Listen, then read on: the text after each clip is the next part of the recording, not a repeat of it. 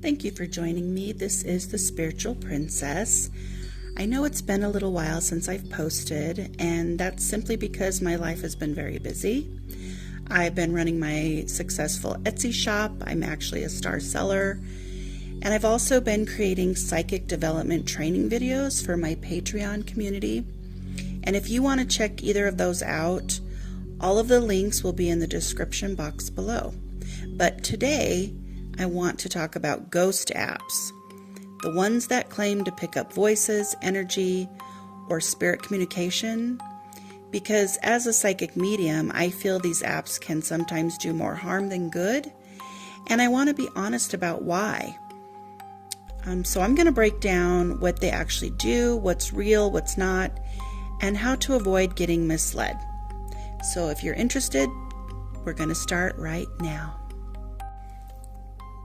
So the core takeaway of ghost apps, I want everyone to know, these are entertainment products designed to simulate like a paranormal activity using algorithms, sound banks, and random word generators. They are not spiritual tools, and they mislead people emotionally, psychologically, and financially. I have been a ghost hunter for at least 30 years. So I had the opportunity to play with a few of these apps myself. And as a psychic medium, they are definitely fake. Now, I'm not saying that if you go and use them, a spirit couldn't maybe potentially use the word bank, but let's cover why I don't think they're a good idea. Okay, so these apps are random word generators. So they want to act like an Ovilus. A genuine Ovilus, like the Ovilus 5, is a purpose-built paranormal investigating tool, and it was created by engineer Bill Chappell of Digital Dowsing. Its entire function is to monitor environmental changes and convert those readings into words, phonetic fragments, or text. And so what it measures, the Ovilus continually scans the environment for fluctuations using like an onboard sensor. So it has electromagnetic fields which is EMFs, that it's scanning for, temperature changes, atmospheric ion changes, light levels, and these readings shift naturally. But investigators believe spirits may influence them because spirits like to influence electronic devices. Some models also include sensors for humidity and motion. So how does it turn energy into words? So the Ovilus 5 has a preloaded word bank around 3,000 words, and it has an algorithm. But when the environmental readings change, the device maps those values into specific words in the dictionary. So this is the core mechanism. The sensors will detect an environmental fluctuation.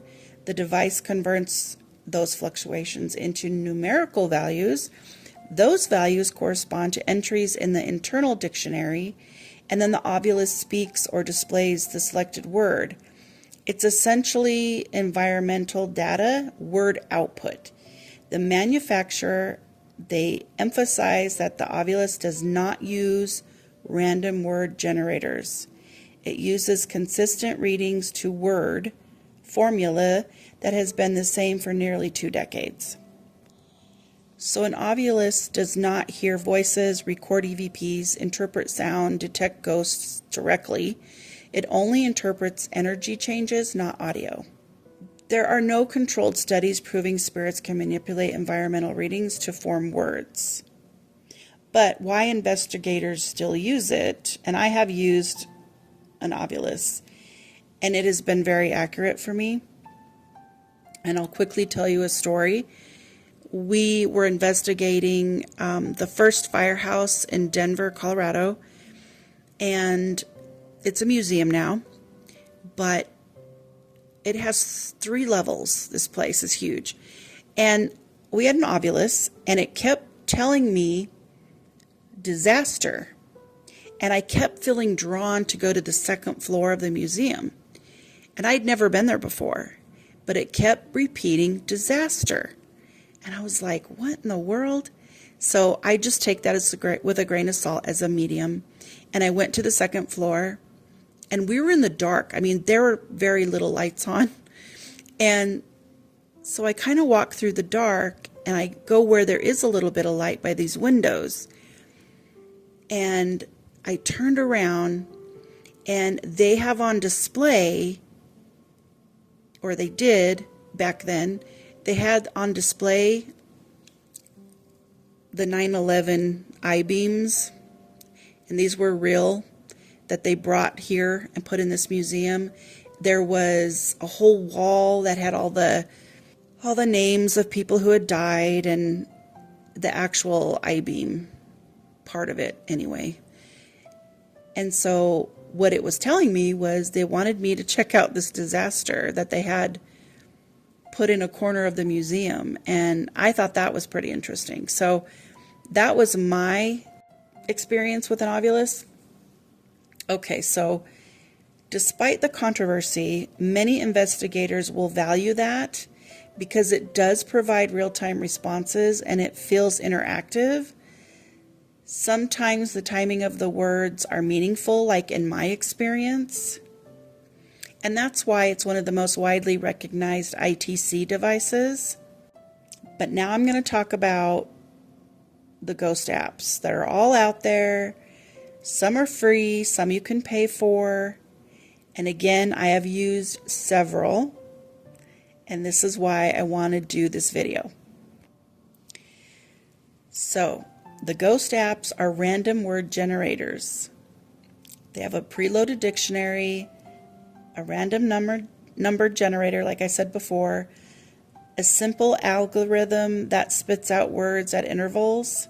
There is no environmental sensing, no energy detection, and no spirit communication that's built in. It has audio banks and filters. Now, apps that change voices or capture EVPs are usually layering static, applying filters, pulling from preloaded sound banks, amplifying background noise. This creates the illusion of voices. Some apps are using your phone's movement sensor, your mic picking up air conditioning, footsteps, or wind, or any other background noise. It'll say it has EMF-like graphics that respond to nothing paranormal. These are all visual gimmicks, people. And I don't like the fear-based design because developers intentionally include scary words like demon, run, kill, darkness. I've heard things like, it's coming, it's going to get you. Like, seriously? Some of it was so ridiculous. It has glitchy effects. Some of them have sudden noises. And let me tell you why. Because fear equals engagement. Engagement equals more downloads of their apps. Now, why I believe people should be wary of these items, they can create false fear. So people who are already anxious or might be grieving, they can believe they're being haunted, think a negative entity is around, misinterpret random words as messages, become dependent on the app for answers. This can escalate into real emotional distress for a lot of people. They exploit grief. Many users might download the apps hoping to hear from a deceased loved one, get closure, feel connected. The app gives random output, but the person interprets it as meaningful. And this is emotionally manipulative. And they encourage confirmation. If someone wants a message, they'll find one.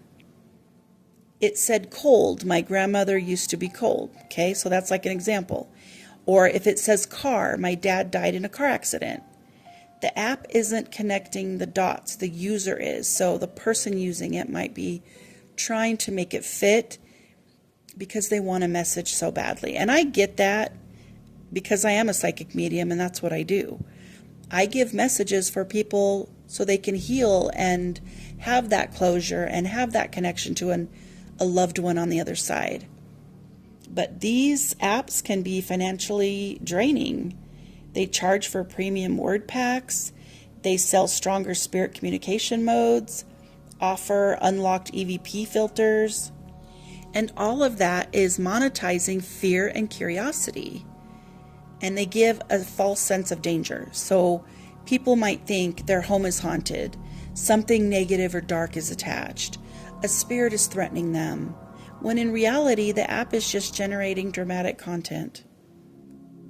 And why these apps would never work for someone like me is because I already sense energy, hear spirit internally, feel emotions from the spirit, receive intuitive impressions. I know when something is present. Apps can't validate that because they don't sense energy. They don't read the environment. They don't connect to spirit. They don't interpret emotional resonance. They're using a toy when you already have the real instrument inside of us. So that's why a medium could never use these. So let me tell you, these apps are coded entertainment, not spiritual tools. Spirits don't need a phone app to communicate.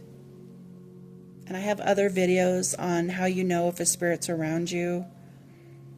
They do so many other things to let you know, especially working with synchronicity.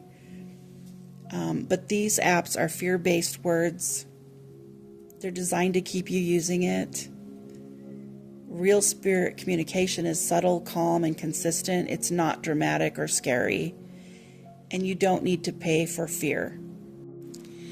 If you've ever seen any of these ghost shows where they're using that type of app on their phone, and so they might be getting some results, I'll have to tell you how that works, because I have a good friend named Richard Estep. He is a paranormal investigator. He has a ton of books on Amazon. He is also on shows like Haunted Case Files, Haunted Hospitals, Paranormal 911, Paranormal Night Shift, Paranormal Revenge. He's on all these shows. So let me just explain how that works. They edit out 95% of random noise. They keep only the meaningful words. They add dramatic music. They're enhancing the audio. They have script reactions. They use multiple takes. It creates the illusion that the app is accurate. In reality, the app is doing the same thing it does for everyone. It's random output. As an ethical psychic medium, I want to protect vulnerable people from using these apps, and I want to prevent fear-based manipulation, and I need to try to teach you all about discernment. And if you do have psychic gifts, I want to empower you. You don't need these items.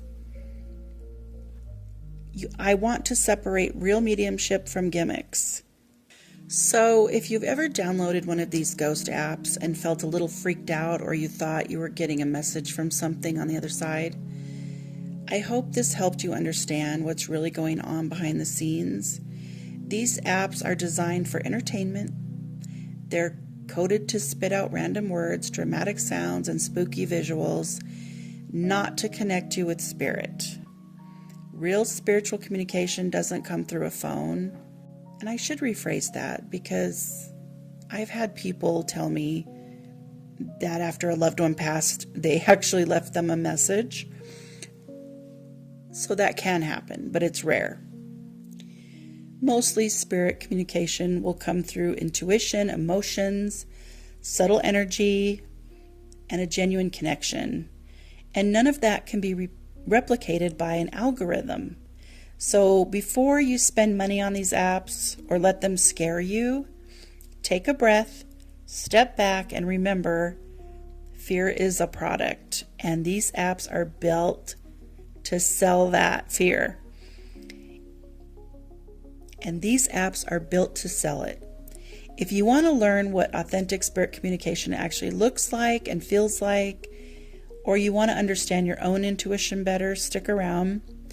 That's what I'm here for. That's what this channel is here for. So thank you for watching, and I'll see you in the next video. And again, if you want to check out my Etsy store, I will show on screen a few of the items I have. the most popular items I seem to sell are Southwestern, but I have tons of items that can be personalized and customized as gifts. And with Mother's Day coming, I would love for you to check it out. And if you want psychic development videos, I do have a Patreon channel, and the link is in the description. And again, I don't charge very much for these types of trainings, where other mediums or other places will charge like $250 for one.